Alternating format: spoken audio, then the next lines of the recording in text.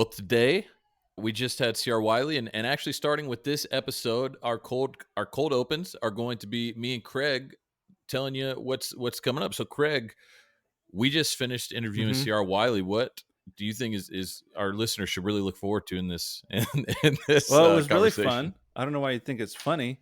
But we talked about really serious things. We talked about AI, which was fun, and transhumanism, Yeah, yeah, yeah. and the Kawasaki guy that was talking about it a long time ago. Um, it was No, no, it's it's not the keyboard Kawasaki. guy, the other K one. Yeah, Yeah, you. you'll find it if you We're talking listen. about You'll find out family and later. like the center of the family to like build culture flowing from the family. I thought it was really fun and a great addition to the other conversations we've had. Yeah, yeah. I thought this was a really fun conversation because as the conversation went, it started to focus more and more kind of reverse Mm, engineered cultural engagement to the building block of it mm. being the family, which and the household, which I found to be a really interesting part of the conversation, and also in the Ale House episode, which I recommend you guys going to Hey. Patreon and supporting us there, so you can hear the episode. He talked about AI, and apparently he's He's been writing a thinking book. He's about it writing and a book on researching it. it a lot recently, and he's writing a book on it. So he actually has a lot to say on the topic of AI. So if you happen to be one of those people who are kind of freaking out about it, And it's you should actually be a freaking out. really important Yep. conversation to listen to. Yeah. Yeah, I mean, there's freak out worthy things. So, anyway, any last thing No, I before think we this we is kick it already off to too the long, so episode? we should let people listen. Yep. Yeah, so without further ado, guys, here's CR Wiley.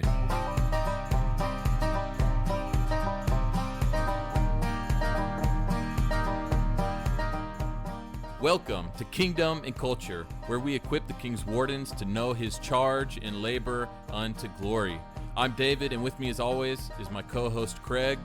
And we interview thinkers and theologians from around the world to explore the themes of faith, culture, and the Lordship of Christ.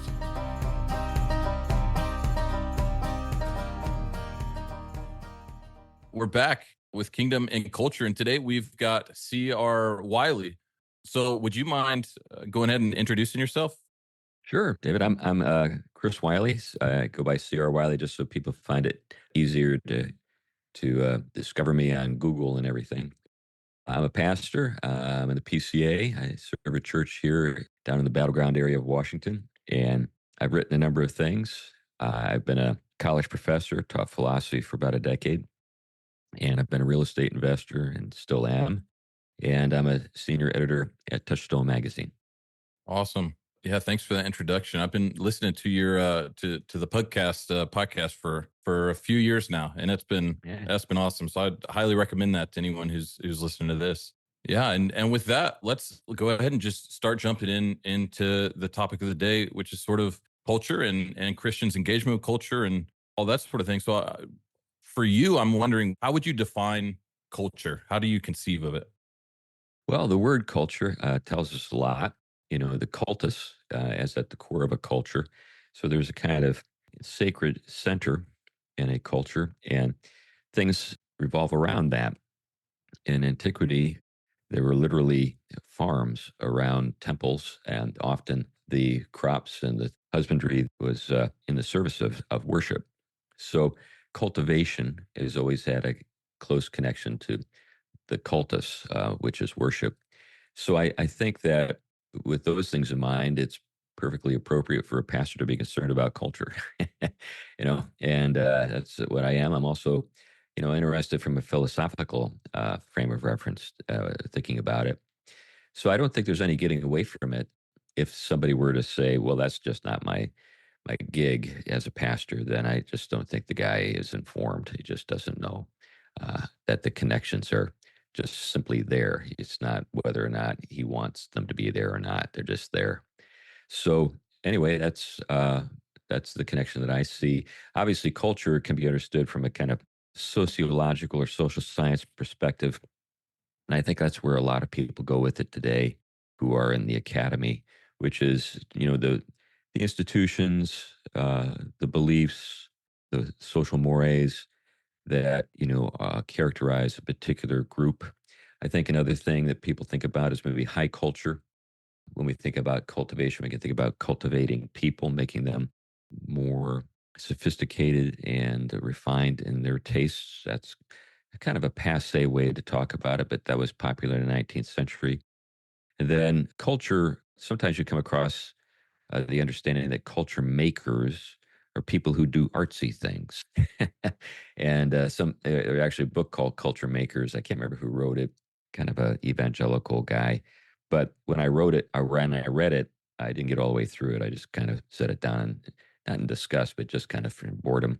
I felt like the guy, that's what he thought, that culture making was artsy stuff. And that's why Christians should be involved, because we do artsy things too. That's awesome. I like that the idea of the cultist, the sacred center, the thing that kind of is the center that our life revolves around is culture, which obviously includes the artsy stuff, but is not isolated. I think that's the problem when people isolate one aspect of culture and make it the sum of the whole. My one question, I guess, for you would be, what are the various things that end up shaping the cultists for a people group, a region? The West has obviously gone into a direction of secularism and this kind of anti-God, post-Christian, all the labels that people throw at it to try to define our time. But what ends up creating, do you think, that cultural center for people? Well, yeah, I do think it's the God you worship. I think even in a post-Christian or secular environment, there is a religious dimension. People may not be honest about it, but that's definitely the case. So I've been thinking a lot about artificial intelligence lately, and it's been remarkable to kind of see just how thoroughly religious the outlook is for transhumanism, for example. It's a kind of apotheosis, sort of a self-divinization. And scriptures, Bible tells us that's entirely predictable. We should expect that kind of thing. But when you think about the foundations of culture as they're described in the Bible, in Genesis, we have the first city there early in Genesis. We've got the first also homicide early in Genesis, and it's the same guy, and who's behind both. And then shortly, in terms of his line, we've got his descendants who found husbandry and the musical arts and the technical arts. Tubal Cain is the first blacksmith. So I think that, technology is a big part of it. Agriculture is a big part of it. What we've referred to as maybe the fine arts, the musical arts, the visual arts, that's all part of it. But I think all of these things support us, but are also intended to support some larger project that we're engaged in. You can think about the story of Babel, Tower of Babel, and what was going on there. That story has always fascinated me because of the judgment that's pronounced and kind of the preamble to the judgment. So there's kind of a judgment, and then there's a judgment. So the first thing that the Lord says when he sees what the folks that are building the tower up to is, he says, if they're all able to work together this way, there's nothing that's going to be impossible for them, which is kind of a pretty strong endorsement in terms of our capacities, Right. what we're able to pull off. But then he says, well, that's the end of that project. Everybody out of the pool. Okay, you guys aren't going to be able to understand each other anymore. So he's not pleased with the project, but he does imply or does say that, we're capable of a great deal. And I kind of think that's one of the reasons why we've trended toward a materialism that kind of prevails today, because when we talk about, say, quantitative reasoning, we can pretty much agree on that. Although some of the woke think that even math is racist. So anyway, but when it comes to The numbers don't lie, Chris. I don't know. some people don't like what they say, though. But when it comes to the numbers, people from different cultures can work together on stuff. And I think that's one of the reasons why the quantitative, the things that can be quantitated have become the focus, as opposed to the qualitative, qualia, as they refer to. So you got the quants and the qualia. Anyway. So in essence, it's that kind of constant quest that you can see in Genesis and the Tower of Babel. Is that constant quest is kind of shaping us still today. I mean, maybe in the post episode and the behind the paid wall, you should pay for it. We can talk about AI stuff. I've actually been thinking about AI stuff for like over a decade. I actually heard the guy, I think one of the inventors of one of the keyboards, it's one of the K ones. It's like Kawasaki, not Kawasaki, but not Is quite. it Kurzweil you thinking Yeah, about? Kurzweil. Yeah, I heard this interview with him a long time ago talking about transhumanism that I would thought was crazy, and now you actually see it happening. And I kind of want to go rewatch that old interview I saw of him. But we can save that conversation. Maybe how do you think throughout the ages? I mean, because obviously this isn't the first time that something like a Babel moment has happened in culture. How do you think Christians throughout history, maybe there's a moment in history that we can look to, but how have we engaged in that moment to help turn it back to proper worship? Well, I think it's an ongoing challenge, and I think that's what Augustine was getting at when he was talking about the two cities. So it's not as though I think we're going to be able to resolve it on this side of the eschaton.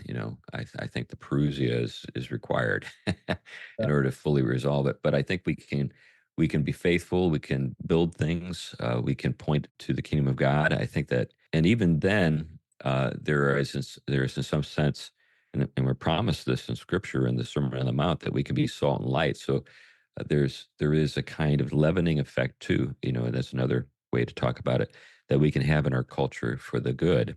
Doesn't mean that we're going to be able to bring heaven to earth, to immanentize the eschaton, as Vogelin put it, but at least we can try to arrange the furniture in such a way that it kind of looks where like the place we want to live. So I think, working with political and educational institutions and so forth, I think we're kind of at a crisis moment right now. And I actually think, when you think about the term crisis, krito, it's a moment it's kind of this moment in which judgment is occurring. And I mean judgment in every sense. But I think that we might be at a point where we see some remarkable developments that maybe just a few years ago we couldn't even have thought we could realistically hope for. Like what? Like what are you talking about? Well, right now, for example, men are demonstrating a greater interest in spiritual things than women, Hmm. particularly the Christian faith.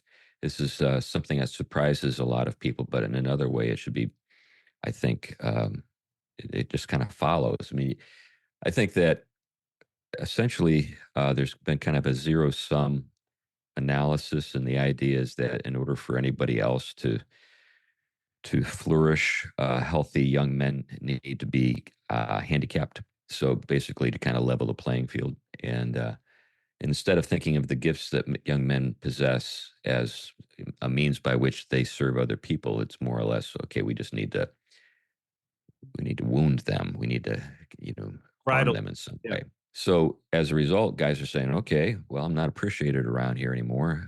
Where am I still appreciated?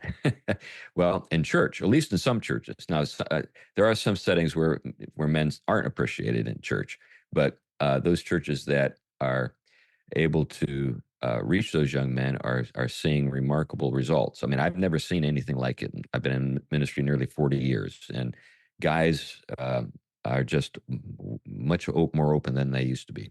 What are ways that I mean, I don't know if we were planning on going down this route, but I am curious because I've seen other people talk about this. I don't know if you've seen like Aaron Renn interviewed Anthony Bradley, and it's a big thing for Anthony Bradley. I think that's where he's probably best at, is talking about the role of fathers and men and exposing some of the damages of the evangelical world on men. But like in your experience, how have you guys been able to capitalize on this moment of, like, practically? I'm just curious, what are the things you guys are doing to engage with the men that are coming? Well, I think one of the things is that we actually try to reach them. So we put a priority on it, so it's not like, oh, and it'd be great if some guys show up. It's more along the lines of, trying to reach guys. And so we just had an event. We have a series of conferences you guys know about. We had one this is the second one we called Trad Dad, and it was on fertility, the fertility crisis globally. And we had a lot of guys who showed up who were from all over the place, some of whom were not really even churched. And we, just had a setting where a lot of these guys could meet other guys that they could like and respect, and not be, sort of asked to like hold their heads in shame and say everything that's wrong in the world is due to guys, and I'm one of them. Our focus is more like, no, God made you the way you are, and I don't mean that in the sense that sometimes people take it, but just in the sense that as a man, and there are things for you to do. And it's not a chest thumping kind of thing. It's not like, Robert Bly out in the woods beating a drum or any of that kind of I nonsense, thought but there's it's just. anything wrong with that. So yeah, it's not, talking about football all the time or whatever, but I guess, just addressing it. And of course, I'm kind of known for addressing those themes because of the books I've written. So that helps. So, coming, leading with that question, maybe coming back into thinking about culture. Let's say we have these men coming to the church, they're getting discipled, they're growing in Christ, and then they look out at the world and their life, and we hear Christians talk about redeeming culture or transforming culture, or culture war, or culture care. How would you direct young Christians who want to obey the Lord in this world, especially with this idea that culture is cultus, it is an expression of worship in the world? Do you ascribe to anything like redeeming culture or transforming culture? How do you think about what our duty actually is? Yeah, I kind of think of it more in terms of building culture. So I don't like the idea of kind of letting the other people set the terms of the conversation. And sometimes I think that's what happens when you get into the redeeming culture talk. So like there's a magazine called Relevant, which is like the least relevant magazine I've ever read. And basically what they do in Relevant is just let the world set the agenda. And you're like, okay, here we are, carrying water for the world, trying to answer the questions that people have for us. So sometimes those questions are just stupid, and we just need to tell them that that's a wrong question. That's a bad question. I didn't know that magazine was still going. I remember. Maybe it's not. It's been a while. I wrote for it a couple of times, and I kind of felt sleazy after I did. As long as But, they pay you, people like her still write for anybody if they pay them. So well, that's true. It's just plunder in But anyway. Egypt or something, right? but the idea that years ago I was introduced to something, or I was presented with an idea that just has never left me. There was a place right in the vicinity of Yale called the Overseas Ministry Studies Center in New Haven, Connecticut, and they had a guy come in to do a conference, and I attended the conference, and he said, we need to restore our apostolic confidence. And that just hit me like a bullet. And I thought, what is he getting at? And then he explained, he says, we have something that the world doesn't know that it needs to know. And we need to tell them that they're asking the wrong questions. There are questions that are better questions to ask. So let's start with teaching them the questions. So, you remember, in school when a teacher would say when he or she was trying to get people to participate in class, there's no such thing as a dumb question. Actually, there is. And if you were to ask, how do you boil a dog alive? That's a dumb question. We don't want to go there. So let's examine some of the assumptions that are informing many of the questions that people are looking for answers to. Well, maybe what we need to do is challenge the assumptions that are helping to. In other words, we got to stop begging the question. We need to start framing the conversation in a way that really is helpful. So when it comes to this, I think building culture is kind of the process that develops from asking the right questions and then trying to answer them not just with words but with deeds and with institutions and things like that. So we got a lot of kind of business activity in my church. We're kind of more of a businessy church than an artsy church, I guess. So our guys kind of think more in terms of business than they do in terms of the arts. Although I think, if you know anything about me, I've got a strong interest in the visual arts in particular and writing. But that's not where my people tend to go in Battleground. They tend to go into, well, let's start a business. And that's great. I'm all for that. let me ask you, did you was that something that was just kind of natural to the people, and that's kind of like me just helping steward that natural gifting and calling of my people, or was there anything you did to help encourage them to move towards starting businesses? They had invited me to come to the church in part because of the things I had written. So they thought I was a good fit before I got there. And so they already had things that they were doing. And when I got there, my wife and I both believed that this was kind of like a value play. So like when you're thinking about like investing yourself in say the market, you can invest yourself on the growth side of the table or on the undervaluated side of the table when it comes to things you can invest yourself in. I thought our church in Westminster was undervalued. It had great people, great upside, but I don't think anybody really believed that, even in the church. so it was they were kind of licking their wounds because of different things, and so the first year or plus, it was just kind of trying to help them through some of that, and now we're kind of on the upside. Things are kind of taken off, so I'm glad for that. But it was because they were great people, and they already had things that they were doing that were really great. To have a pastor who has the vision to be able to come in and actually come alongside with what they're already doing and be able to do that, I think that's actually an incredibly wise move on their part, because not every pastor is able to come in and actually help build that vision that the church has. And that also leads, because you talk about kind of those things in your writings and in some of your talks and stuff that I've heard, but also a big thing for you is household, and even maybe kind of how those two things combine, a productive household and things like that. So how do you think about the household being an element in building culture? Oh, well, this is an easy question to answer because um, there's a long history in Western thought on that subject. Well, my eyes were opened years ago when I was doing graduate work at Harvard Divinity School on the subject of the household. So if you read Aristotle's Politics or Xenophon on the subject of economics, they say essentially that the household is the fundamental building block of a culture. They don't start with the individual. That's a modern insight or modern thought. So you start with the household, and the households are basically the fabric of a larger institution like a city or a country or whatever.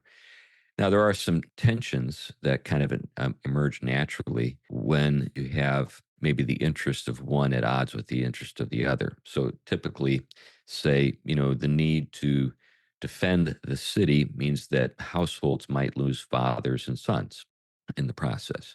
So that's a natural tension. Sometimes, and this is something that comes up in Republic, Plato's classic work. When you have people who are pursuing the interests of their household at the expense of the city, this is where corruption and stuff like that, nepotism. So, but those are kind of just, they go with the territory, and the relationship, say, between the church and a household is the same kind of thing.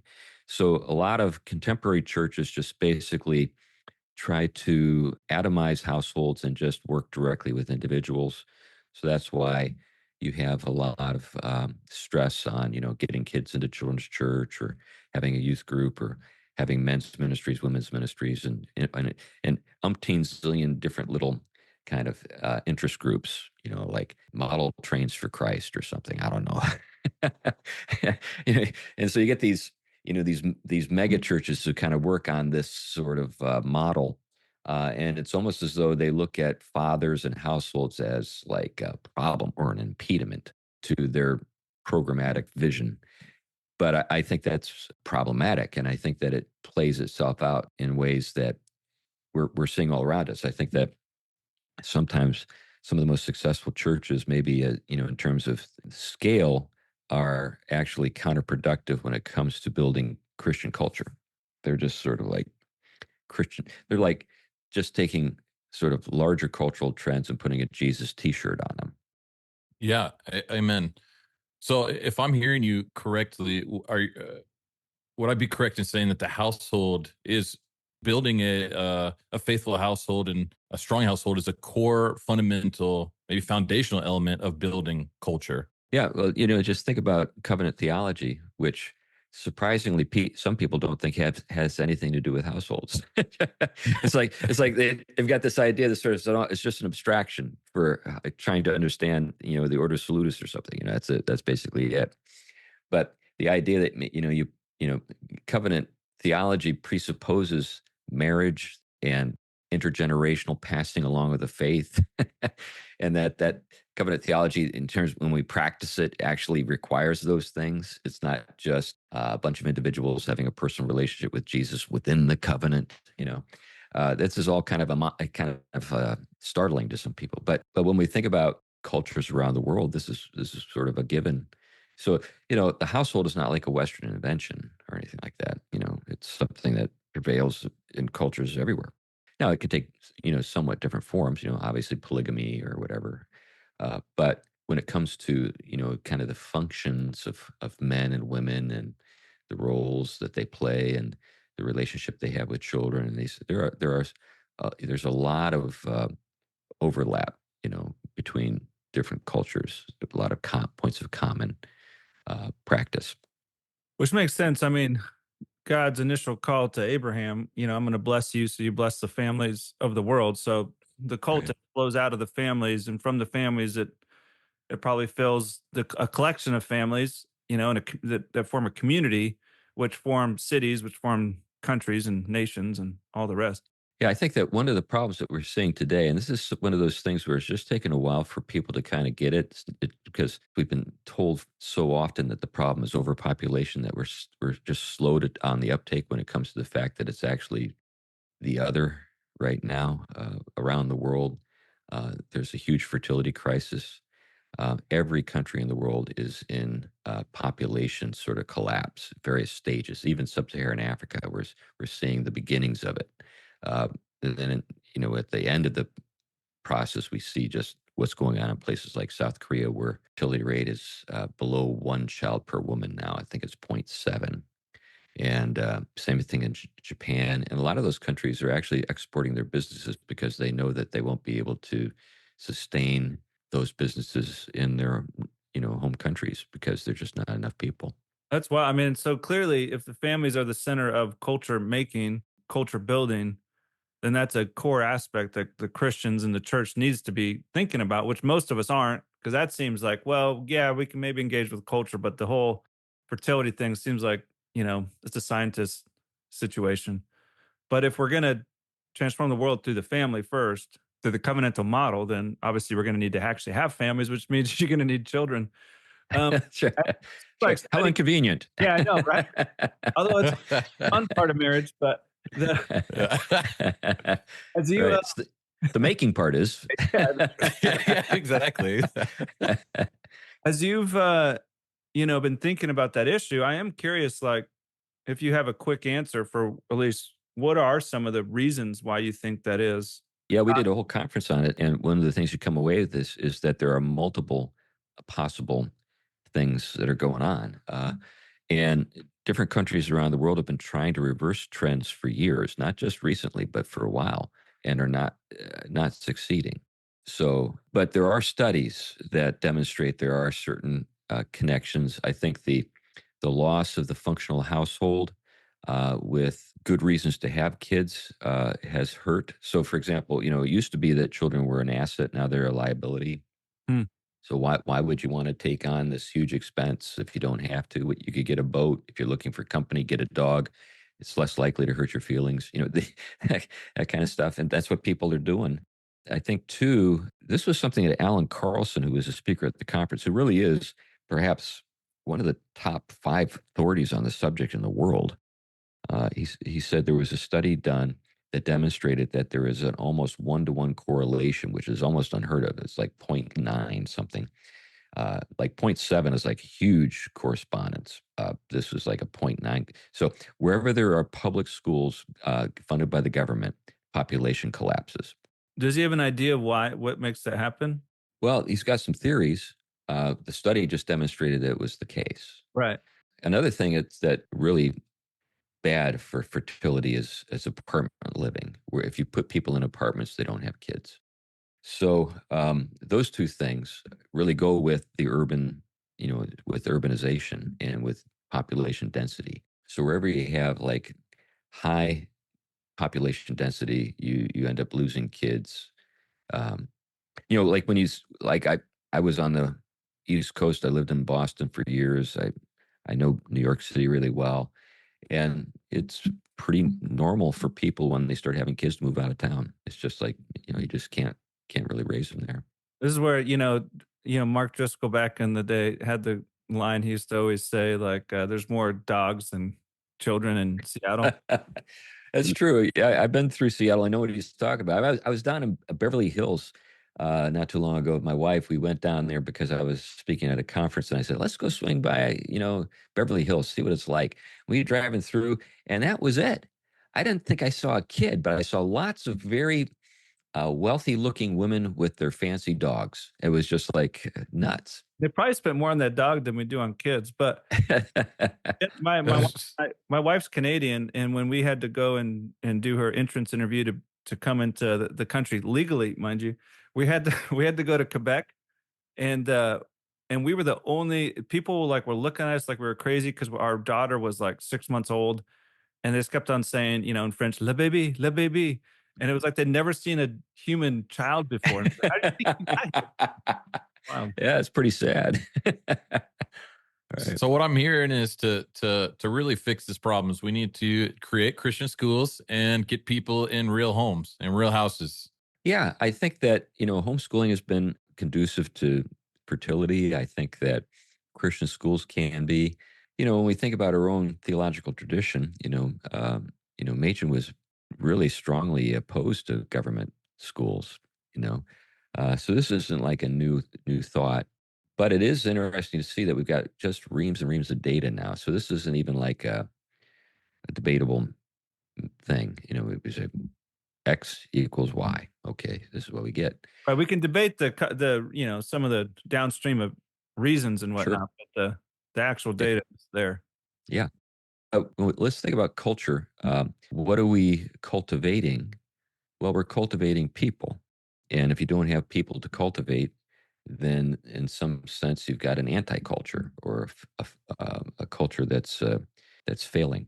Yeah, and that leads into a question that I think could be really helpful to explore, which is, if you have young people, young adults come up in the church, they're starting to get married, they're starting a household.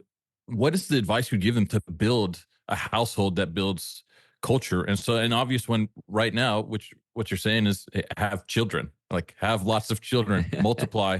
But Right. but with that, and with what are some other things in addition to that you would advise people to be helpful to actually build a household that builds culture?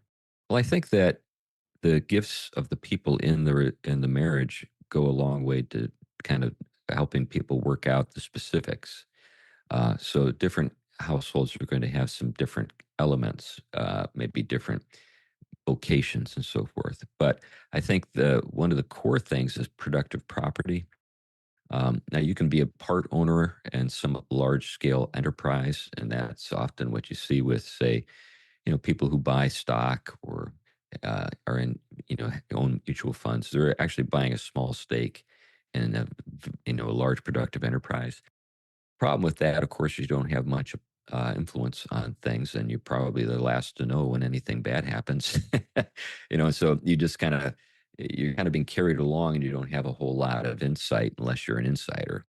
By the way, I came across somebody here yesterday who has created a program that helps you to track the investments of politicians, so that you can kind of get a little clue on whether or not there's some kind of inside scoop that they're aware of that you might want to like mimic.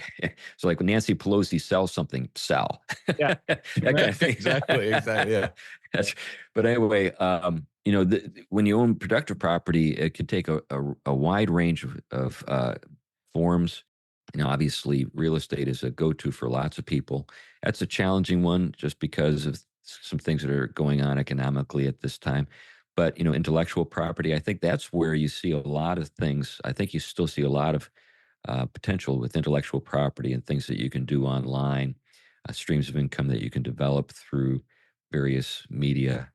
So right now, between my wife and I, we have 9 streams of income. Holy smokes. I was just going to say, David, this is intellectual property. I don't know how intellectual it is, but it is intellectual property. No, it is. It is. This very much is intellectual property, and you're at an early phase of the sort of this journey, but it could grow into something and could be a steady stream of income for you. Sure. Thanks for the encouragement, Chris. I guess one question I have is, let's say you listen to this. Yeah, I want to have children. Maybe you're struggling to have children for whatever reason. Biologically, you're struggling with it. You're in an apartment. Yeah.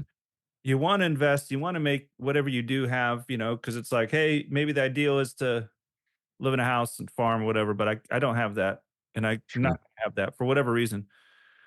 What does it look like to start making steps towards this? Because it's not like, let's say you want to get into the real estate game. I would love to, but I don't have some capital to get into it. Maybe you want to start a business. I'm just trying to start this little small business with my daughter, Yeah, it's great. coffee. But even that's like, holy smokes, the hurdles of like having to apply for a business license and then trying to figure out taxes. I don't want, the government coming after me. And so I'm a little Right. stressed about, there's all these different things. How have you encouraged, have you ever thought about putting together something like business incubator to help encourage Christians to do this or Well, really? yeah, we're actually trying to do some of that here in Battleground in terms of the incubator idea.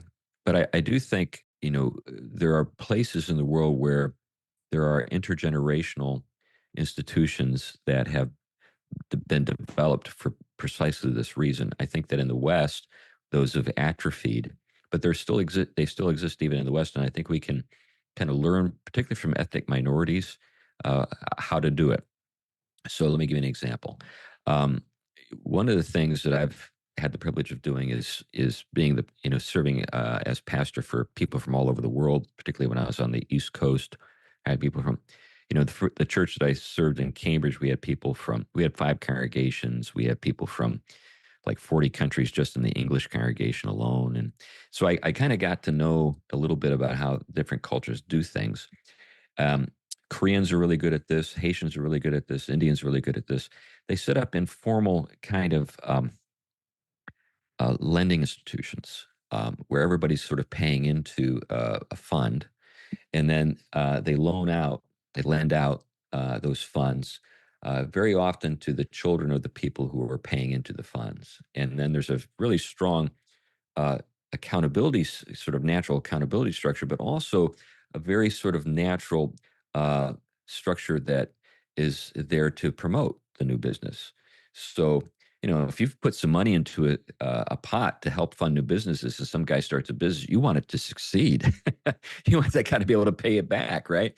And so, like, have you ever wondered why so many guys who like run 7-Elevens have the last name Patel? Well, it's because the Patels, it's a in the caste system, they're actually the kind of the grocers.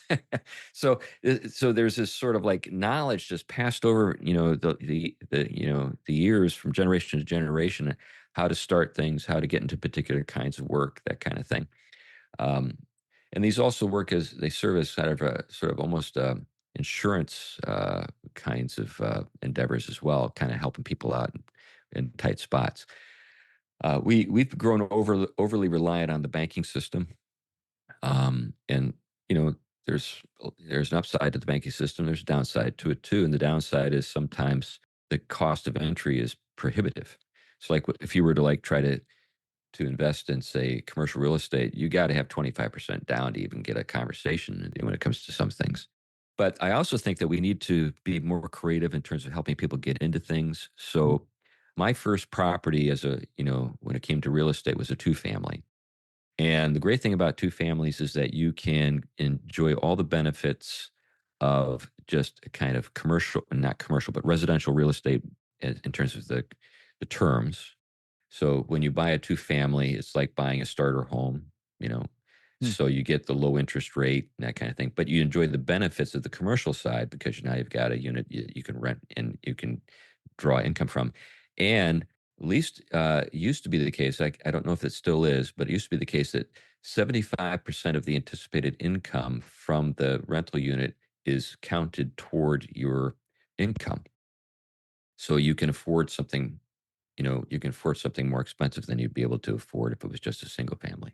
Hmm. So all those things come into play, and then another thing is with 2 families and 3 families and 4 families, it stops at that point. But with those smaller uh, properties, if you live in one of the units, all of the laws favor you, not the tenant.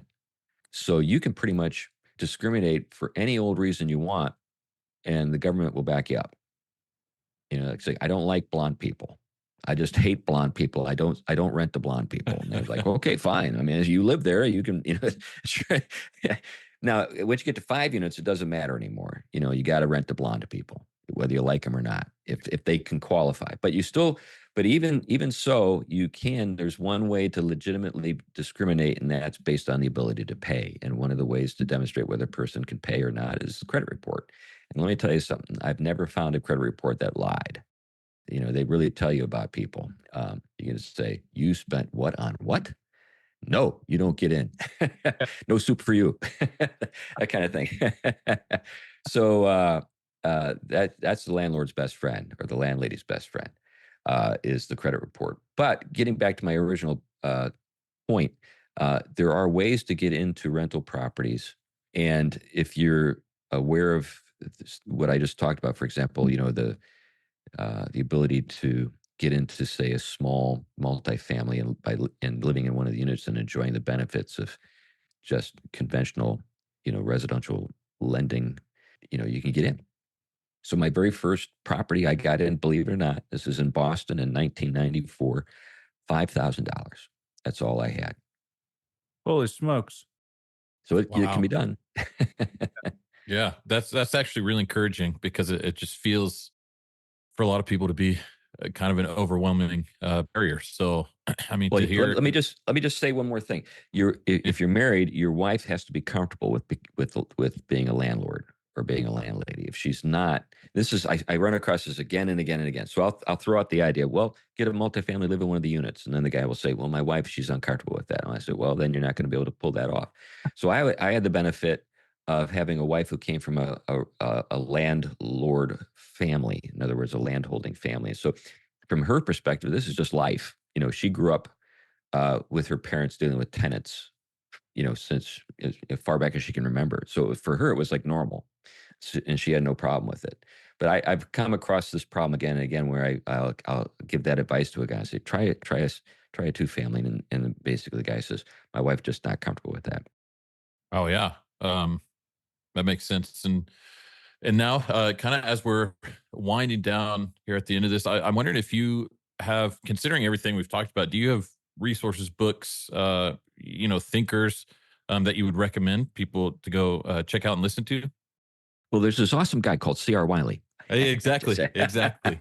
But more seriously, there are good resources out there. I think about, well, it's just kind of as a great book to be familiar with. The Millionaire Next Door is helpful. I don't know if you guys have ever heard of that. It was written by a couple of sociologists back in the 1990s, and essentially they had this idea that rich people kind of lived in a certain way, and then they discovered they were completely wrong. That most self-made uh, millionaires were actually very, very frugal, drove domestic sedans, had wives that worked just at home. maybe if she had a job, she was a teacher, but generally speaking, they were stay-at-home moms. They had 3 or more kids. Just all sorts of things that people assume not to be the case.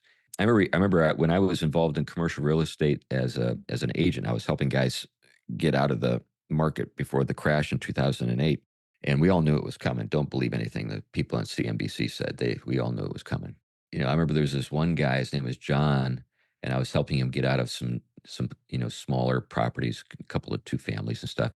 And one day I was driving home, and I pulled into this parking lot to stop at the hardware store, and there's this really overweight guy on this old beat up Ford Bronco, and he's leaning in over the hood, and he's kind of working on something in the car. And I look at the guy close, and I said, "John, guy was worth like about $3 million." I was like, "What are you doing?"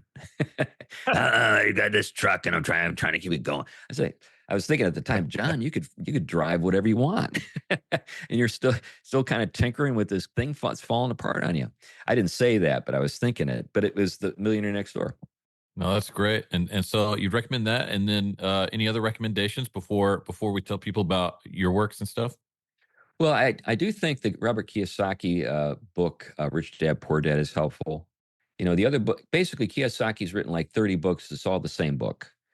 Just read the first book or the second book, and you're done. That's all you need to read, and take it with a grain of salt. I mean, he's not like a Christian. He's not trying to give you.